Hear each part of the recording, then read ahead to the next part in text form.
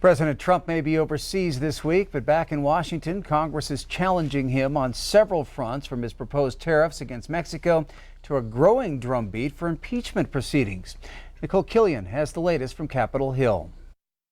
I think it's more likely that the tariffs go on. In the UK, President Trump doubled down on his threat to impose new tariffs against Mexico. Mexico shouldn't allow millions of people to try and enter our country, and they could stop it very quickly. On Capitol Hill, the White House dispatched aides to quell nervous Republicans concerned about the impact on U.S. consumers and trade. We're not fans of tariffs.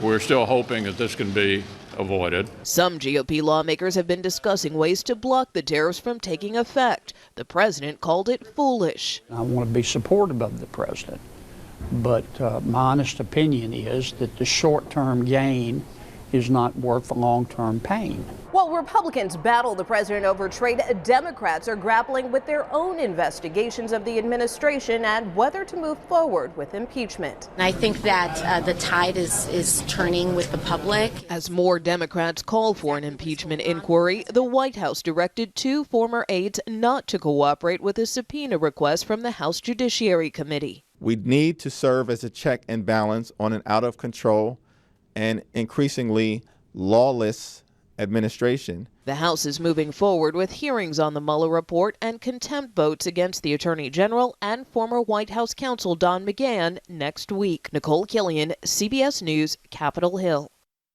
Well, Mexican officials have met with lawmakers, including House Speaker Nancy Pelosi, to discuss President Trump's proposed tariffs.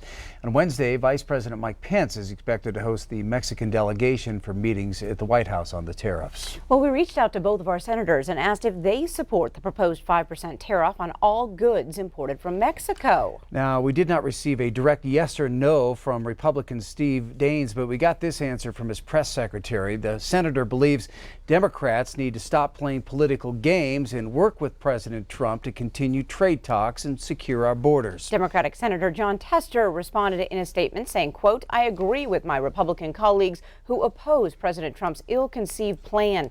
These tariffs would be nothing more than a tax hike on Montana businesses and consumers and do nothing to resolve our crisis at the border."